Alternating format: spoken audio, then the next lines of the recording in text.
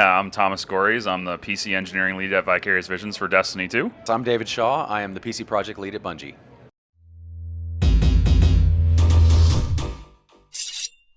Is it difficult to work on a license, on a very good license, and to try to give a new start?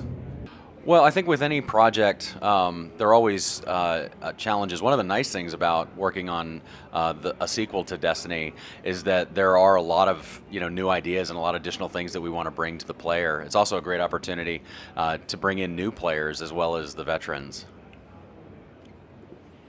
Yeah, I think there's always challenges to a sequel, but I think we're really proud of this. It's a great opportunity to bring in new players and have our veterans really bring in new players and expand the community. Destiny arrived on the PC. Is it a challenge for you? Bringing Destiny to the PC? Yeah. Absolutely. Thomas, you want to start? Yeah, bringing Destiny to PC is a huge, exciting thing, but there's a lot of work that goes into it. We want to make PC gamers super happy with what they're doing, and yeah, I mean, there's a laundry list of things that PC gamers expect, and we're trying to hit them all, and yeah, we're eager to see what people think. Yeah, it's been a long time since Bungie has been on the PC, and so we think there's a lot of expectation and a lot of hope, and we've waited as long as we have to bring it to PC until we knew we could bring it and really stick the landing and get it right. Gamers on PC or on console, are they different? How are they different? I think console gamers just have a different, more relaxed expectation enjoying their games, and PC gamers really enjoy the tweaking and the personal touch to their experience. Like, I mean, a lot of these folks are even building their own personal computers. I mean, it really is interesting to think about. They want to tweak and touch every part of it, and they want to have their own personalized experience. Yeah, there's definitely an expectation for customization on PC that you don't see so much on console. And so for us, one of the like very early things we did with PC is said, what are the things that are expected? What makes that great PC shooter experience, and how do we bring that to Destiny? How do we make Destiny feel like a game that isn't a console port but is a true PC shooter? And so that's really been the goal, and that is the challenge, is reaching that audience and helping them understand that not only do we understand them, we are them, and that we're here to bring a legit PC game. Can we expect that player on PC and on console can play together? No, there's no plans or expectations for crossplay across consoles and PC. So we can expect, but it can happen. Yeah, we have no plans to support, no plans to support that. anything like that. If you have to choose 1 point or perhaps 2 on the new version of Destiny, which one is the one from you are the most proud of? Yeah, I'll start there. Like, sure. I think the thing I'm most proud of is the guided games thing. I'm really excited to get these great groups together and bring solo players along to this amazing content that they haven't played before. I mean, in Destiny 1, we had probably about half the people that played didn't get to play the end game raids, and getting a group of people together is challenging, and we want to bring people together, and this feature is the way to do it, in my opinion. Yeah, for me, I think the thing I'm most proud of is the evolution of story in Destiny 2. So we've brought in this big new cinematic story where the player is the hero, and we've got this antagonist who is this just big mean guy who believes he's the one who should be imbued with the Traveler's Light. He's the one that should be chosen, and so we're more or less just in his way. He's got his own reasons for being there. He's not just some paper two-dimensional villain, and it creates this story of loss, where the Guardians go from being these super-powered people who are the guardians of humanity to being knocked down to the lowest possible rung. They've lost their home, they've lost their powers, and it starts with a story of loss and becomes a story about recovery and how you reunite humanity's heroes together. And so I'm super proud of we've added a ton of new cinematics, more than we've ever shipped in a Destiny title. We've really amped up a lot of our characters, Cade 6, Zavala, Ikora, Amanda Holiday, these great characters that evolved through Destiny 1 and really now have taken a center stage piece in the story. So I'm super excited to bring that to Destiny. Do you think that people play a lot on your first version, finds really something new inside the second version?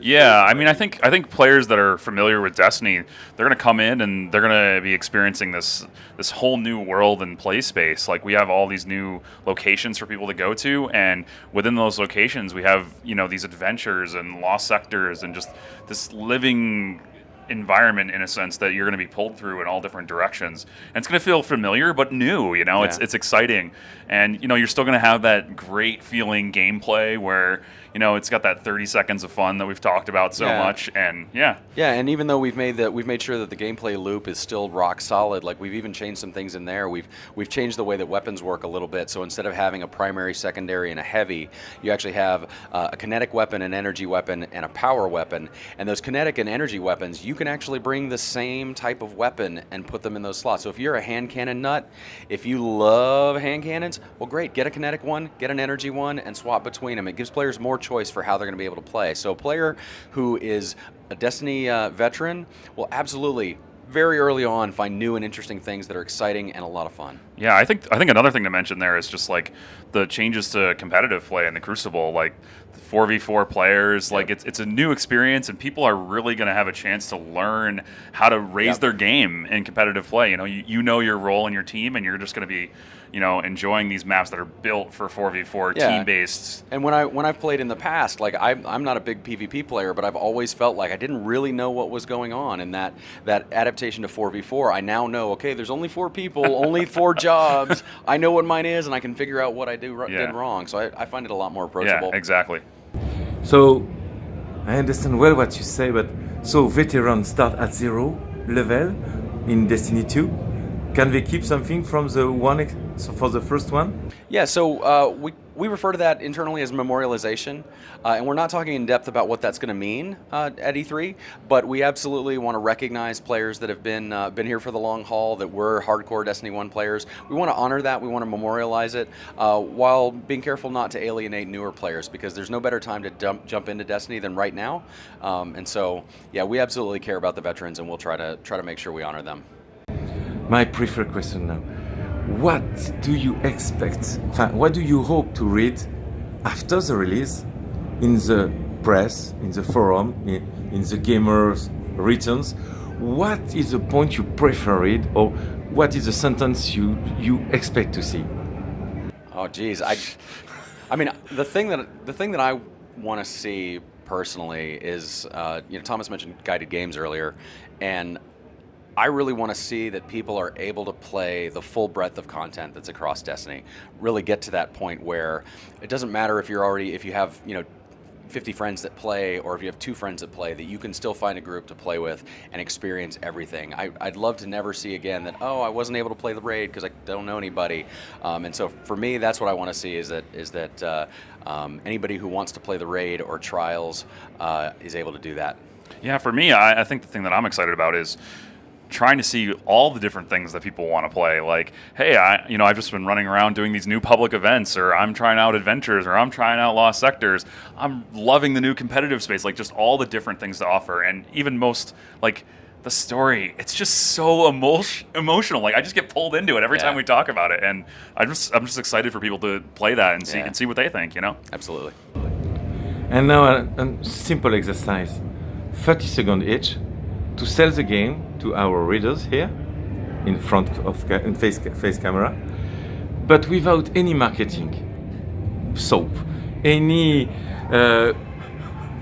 pre-scripts, like anything except your heart. Imagine I'm your best friend, the readers are your best friends, and you want they buy your game. Why? Yeah, I mean, why do I want my friends to buy the game?